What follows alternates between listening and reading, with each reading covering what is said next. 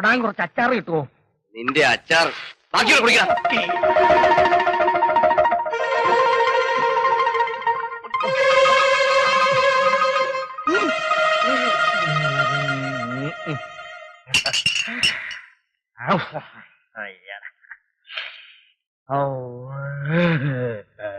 എടാ, നീയാണോ സൂപ്രണ്ടിന്റെ വീട്ടിൽ കയറി മോഷ്ടിച്ചത്? സൂപ്രണ്ടിന്റെ വീട്ടിൽ കയറി മോഷ്ടിച്ചതെന്ന്? ഇതല്ലാതെ ജയിൽ സൂപ്രണ്ട് എന്ന ബോർഡ് കണ്ടപ്പോ എനിക്ക് തോന്നിയൊന്ന് അതേടാ, കേറി പഠിക്കാൻ പറ്റിയ സ്ഥലം എങ്ങനെയാ നീ വീട്ടിൽ കയറിയത്? പറയാം. ആദ്യം ഞാൻ ടെറസിൽ കയറി, അവിടെ നിന്ന് കയറ് കെട്ടി സൂപ്രണ്ട് സാറിന്റെ മുറി ഇറങ്ങി. എന്നിട്ട് മേശ തുറന്ന് വാച്ചെടുത്തു, പിന്നെ പേഴ്സ് എടുത്തു. അകത്തെ മുറിയിൽ ചെന്ന് കൊച്ചമ്മയുടെ വാച്ചെടുത്തു, കൊച്ചമ്മയുടെ പേഴ്സ് എടുത്തു. വേറെ ഒന്നും എടുത്തില്ല. വാച്ചും പേഴ്സും അല്ലാതെ ഈ വാച്ച് വരുമ്പോ വേറെ ഒന്നും എടുക്കത്തില്ല.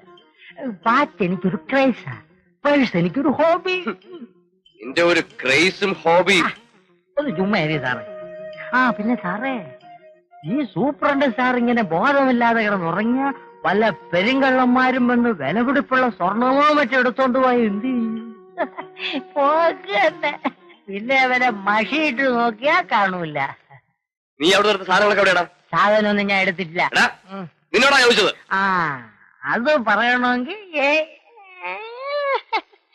ഊതാതെ അക്കാര്യം പറയണമെങ്കിൽ എനിക്കൊരു ഹാഫും കൂടെ മേടിക്കുക.